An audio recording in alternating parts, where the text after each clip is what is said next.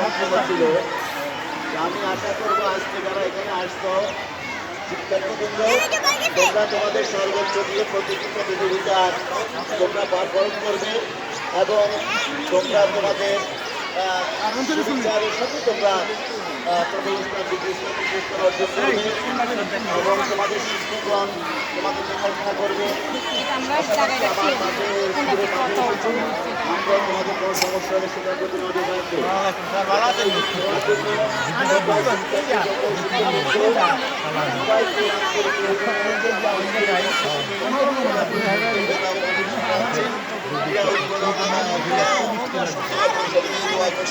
আল্লাহ